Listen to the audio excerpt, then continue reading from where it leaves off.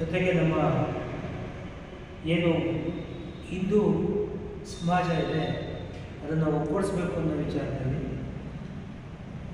ನಮ್ಮ ಪಂಡಿತ ದೀನ್ ದಯಾಳ್ ಉಪಾಧ್ಯಾಯ ಅವರ ಒಂದು ಕಾರ್ಯ ಅತ್ಯಂತ ಶ್ಲಾಘನೀಯ. ಇವತ್ತು ಈ ಇಬ್ಬರು ನಾಯಕರ ಒಂದು ಏನು ಮುಂದಾಲೋಚನೆ ಮತ್ತು ಈ ದೇಶದ ಭವಿಷ್ಯದ ಬಗ್ಗೆ ಅವರು ಆಗಿನ ಚಿಂತನೆ ಮಾಡಿದಂಥ ವಿಚಾರಗಳೇನಿದೆ, ಇವತ್ತು ಭಾರತೀಯ ಜನತಾ ಪಕ್ಷ ಸತತ 3ನೇ ಬಾರಿಗೆ ಕೇಂದ್ರದಲ್ಲಿ ಸರ್ಕಾರವನ್ನು ರಚನೆ ಮಾಡುವಂಥದ್ದು ಇರ್ಬೋದು, ಹಲವಾರು ರಾಜ್ಯಗಳಲ್ಲಿ ಅಧಿಕಾರಿಗಳನ್ನು ಹಿಡಿದು ಇವತ್ತು ನಮ್ಮ ಭಾರತೀಯತೆಯನ್ನು, ಭಾರತೀಯ ಸಂಸ್ಕೃತಿಯನ್ನು ಮೆರೆಯೋದಕ್ಕೆ ಕಾರಣವಾಗಿದ್ದಾರೆ.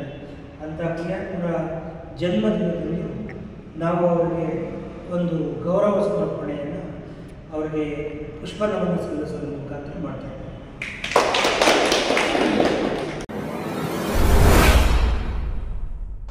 ಎಷ್ಟೇ ದುಡ್ಡಿದ್ರೂ ಆಯುಷ್ನ ಕೊಂಡ್ಕೊಳ್ಳೋಕ್ಕೆ ಸಾಧ್ಯನೇ ಇಲ್ಲ. ಆರೋಗ್ಯ ಸರಿ ಇದ್ರೆ ಆಯುಷ್ ಗಟ್ಟಿಯಾಗಿರುತ್ತೆ. ಆರೋಗ್ಯ ಸರಿ ಇರಬೇಕು ಅಂತಂದ್ರೆ ನಿಮ್ಮ ಅಡಿಗೆಯಲ್ಲಿ ಪ್ರತಿದಿನ ಜೀನಿ ಗಾಣದ ಎಣ್ಣೆ ಬಳಸಿ. ಜೀನಿ ಗಾಣದ ಕಡಲೆಕಾಯಿ ಎಣ್ಣೆ, ಕೊಬ್ಬರಿ ಎಣ್ಣೆ ಎಲ್ಲಾ ಮೆಡಿಕಲ್ ಶಾಪ್, ದಿನಸಿ ಅಂಗಡಿ ಹಾಗೂ ಸೂಪರ್ ಮಾರ್ಕೆಟ್ಗಳಲ್ಲಿ ಲಭ್ಯ.